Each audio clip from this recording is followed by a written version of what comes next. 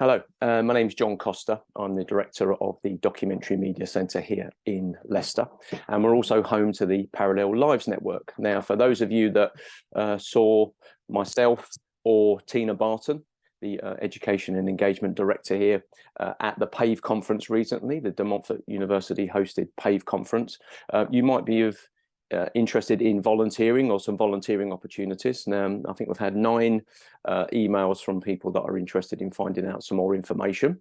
And again, some more people might see this following on. So I'm just going to talk about the opportunities generally here.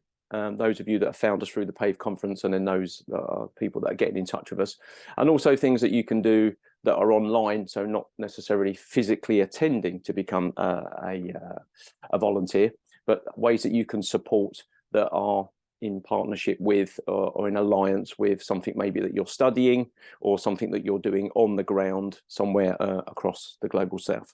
So first things to say really is the Parallel Lives Network. Let me share the website for those that have not seen it before, just so you get an idea. What we do is we cover 120 countries of the global south. So that's sort of Latin America, which is Central and South America, the whole of Africa, the Middle East, South Asia, and Southeast Asia as well. So the idea behind that really is the impact that the global north, if you like, or colonialism, whatever your particular interest is, the impact on the global south is greater than the other way around. So what we try to do is focus on the global south, and then you can cover places like China and the UK and Europe and North America and Australia because of the impact on the countries that are around it. So it's about supporting, identifying and supporting documentarians that are making either documentary film, photography, audio, or some kind of new media. Maybe it's an interactive website. That might be a way of digitizing old work in archives that we're supporting in the Philippines, to be able to share that information, but they're creating the narrative, they're owning the narrative about, you know, their culture, their way of life, their view on the world. And try to look at things like the Sustainable Development Goals as a way of impacting that as well in a positive way. So that's what the Parallel Lives Network is. Obviously, we host it here. You can see behind me, we're in the archive and library room of the Documentary Media Centre, which is an independent museum in its own right, registered with the Association of Independent Museums. So it's the perfect place to host it. And we have a file, an archive of each country where we get maps, travel guides, books, documentary films, and then we've got a digital archive for each area of the world as well. And we get people donating us newspapers, magazines. We've got master's theses, PhD theses that represent anything that we can use as a way of helping people understand that particular country or region or continent when it comes to engaging with what we do. So that's the Parallel Lives Network. Now the membership is free to any organisation. So we did some training yesterday for 4 community organisations that are in Nigeria around period poverty. Now that was run by someone who graduated last year from the Global Health Masters at DMU and someone who's on this year's cohort of students. And they worked together to talk back to organisations and people they knew there with training that they've done through a Parallel Lives Network member, Bare Earth, a community interest country dealing with period poverty, that's part of the network. Now, they happen to be based here in Leicester, so we provide them a space here at the Documentary Media Centre, and they cover Sri Lanka and Nepal. So the learning from there is then shared with the organisations in Nigeria, and then a knowledge transfer. So it's not about telling them what to do, it's talking about how we do things, how they do things in other locations, and then, you know, is there some positive swapping of information that we could do, because someone invariably has a solution for someone else's problem or issue.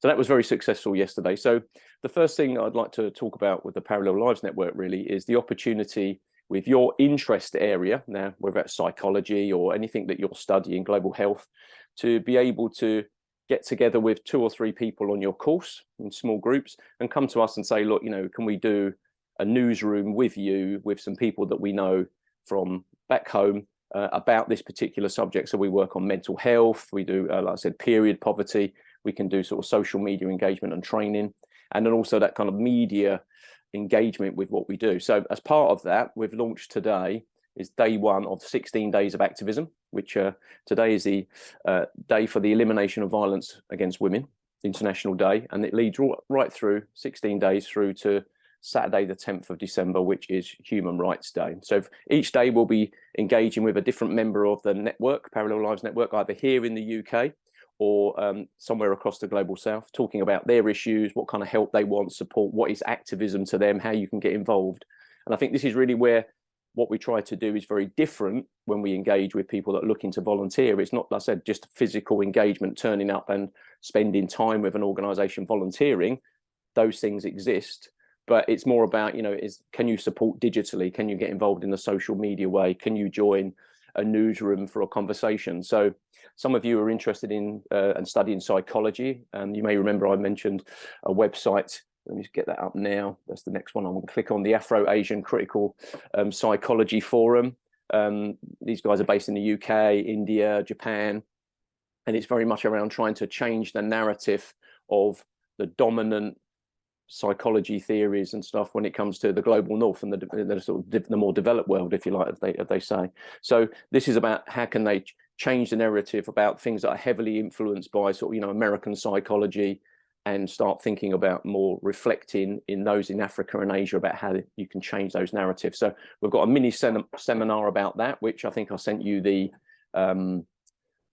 Zoom link to, which is Monday the 5th of December at 4 p.m. UK time. Again, we'll be recording that for those that can't make it, but it's very much around meeting people that are working in that arena, because you might suddenly think, well, that's a good thing to do. How can I then get involved? Can I support you going forward? So come and hear what they've got to say. They're going to be talking about the AfroAsian Critical Psychology Forum and then how you can participate. So they're the things to look out for across the social media, across that hashtag 16 days of activism over the next 16 days. Okay.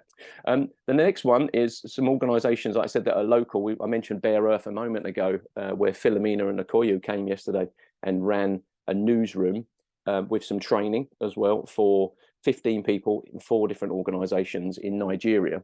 And what we do is we run for Bare Earth here in the UK, some train the trainer. So the idea is you get a set of resources. There's 4 activities to do. You get some resources that you're then provided with. You're provided with a certificate to say that you are a train the trainer, if you like, for Bare Earth. You're able to facilitate conversations around menstrual hygiene, menstrual awareness, period poverty, things like products and stuff like that, where it fits with the SDGs when it comes to recycling and sustainability. And then you're given those resources and supported to go off and maybe find an organization here from your church or from your community group, where if you're studying here in the UK or wherever you are across the global south, to go off, do that, send us information, send us some photographs, give us some feedback, so we kind of add to that pool of knowledge for Bare Earth, which specifically focuses on Sri Lanka and Nepal. But yesterday was great because we've added Nigeria to that now. And then we can start looking at how we can use other elements of what we do here with the Parallel Lives Network and the Dot Media Centre when it comes to our documentary filmmaking arm. Is there an opportunity to make a film about that subject across the global south? Okay, so we always try to do things that are kind of moving us forward as we go step by step. So we're going to be running in the new year some the next lot of Train the Trainer sessions, which are hosted here at the Zinfia Trust's She Inspires Global Hub, and 3 hours, some training, some resources. So that will be something that we'll be pushing out through the network as well, but specifically to people that I've emailed from the PAVE conference. I know you guys, some of you are interested in that. So that's one specific volunteering opportunity that you can then get a certificate for your portfolio, get some training, go off and deliver that.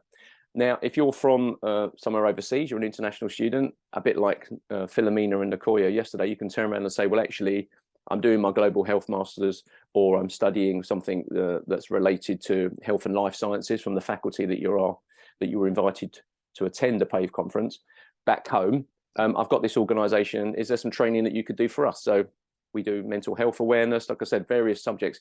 It's about you coming to us and saying, can you help me to create this opportunity to train this organization back home? And it always comes from the point of view, if we co-create it with you, we'll give you some support to be able to do that and then deliver something that is needed. Yeah. Or it might just be an information exchange. It might be a newsroom where, just tell us a little bit about how they're doing it on other continents to see whether we're doing it right or how we can improve what we do. Okay. So that's really what Bare Earth is about. Okay. So we've got the Parallel Lives Network with opportunities from engaging in newsrooms if you're more kind of media orientated. Bare Earth, if period poverty, if you're interested in that. And then Zinfia Trust is one of the other areas that people are interested in. As a very successful charity here. It's been in existence for about 14 years now. Now they've got several things that they do. Obviously, you've got the Chapel Cafe, which is a space that they run, refreshments, providing employment for people that have been through their support services. There's some volunteering opportunities there. And then the other services you can see here, you've got the Women's Project, which is domestic violence, sexual violence, FGM, female genital mutilation, for those that don't know what FGM is, and then also honour-based violence as well. So there's support that they give there. That might be an area that you're interested in volunteering in. We can facilitate, if you let us know through the contacts or the email, directly to Zinfia and her team about how you can volunteer for them. And then there's money, debt, benefits and energy service, which is something they provide both in their offices as an outreach as well, particularly in the crisis that we're in at the minute, the financial crisis. And then they've got things like the emergency food and essential items, which is driven by the Leicester Community Benefit Society, which runs the community shop here that some of you may be aware of. So there might be some volunteering opportunities in there, or some research opportunities for those of you that are looking for maybe focus groups, some research opportunities to talk to people that are either receiving some of this support or people that are providing that support as well. Okay, so for me, I think the most important thing is that it's not just about, are you available Thursday 4 till 6, turn up here, there's a volunteering opportunity. We try to pride ourselves on making sure that even if one person comes forward and says from the PAVE conference, I'm interested in doing this, it's a meaningful engagement in that volunteering opportunity, but it's in its broadest sense, where it's not just about you as a physical person helping, it's about the knowledge that you bring and value in the knowledge you already have to that opportunity, so that the organization benefits as well. And for hopefully for any of you that were at the PAVE conference conversations in the afternoon, I did one and Tina Barton did one, it was very much around saying about valuing what you already know and what you'd like to do with that volunteering opportunity. So we're not looking for 50 people to volunteer. It's if we find 1 or 2 people that get the volunteering opportunity that fits with their study, their work commitments, their home life, and is able to benefit the organization that they're going to support, then I think that's where we're really at. So please have a look on the Parallel Lives Network website. Look at what we've got there. All the organizations that are involved. You might turn around and say, well, actually, that's quite good. I'm very interested in Southeast Asia, or that particular orphans and vulnerable children. I mean, we'll put you in touch with someone like Kids Haven, who are in South Africa. We'll be very interested in hearing from you. Some of you might be interested in digital engagement with young adults with smartphones. So, we could put you onto ASEC in Brazil. And we've got various schools, museums, colleges and universities as well that we do guest talks at. Which we've got memorandums of understanding, particularly Iraq, with women there that are getting into the media, so working with Diwania Radio. So anything, have a look through, think, actually, I'd really like to create something. And then what we're going to do is respond to the emails that we get, organise a visit to Zinfia Trust's She Inspires Hub, so you can come and get some physical items as well, like the magazine that she produces, meet some of the team as well over a tea or coffee. And then look to create things. So from the new year, in early January, we can start putting some of these things in place, because we've got obviously International Education Day coming up in the new year. We've got FGM Day as well. We've got International Women's Day in March. So each month, January, February, March and April, we've got events that are coming up that you may be interested in participating in and taking it forward. So hopefully that's been informative and useful. Again, please use the contact section here on the website to reach out to us. If you're watching this for the first time, just put your details in there and what it is you're interested in, what I've said today.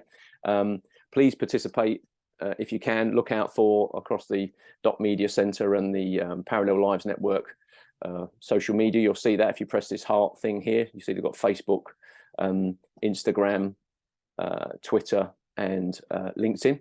You can engage with us there for the next 16 days, get a feel for who's involved, what we do.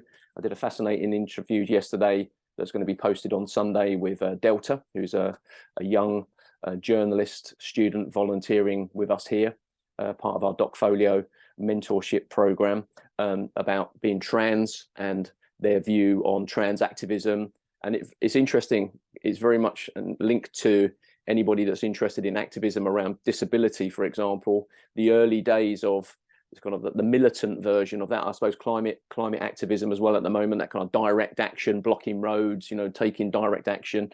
It kind of splits people's support about, I want to be supportive, but I don't want you damaging paintings, that kind of stuff.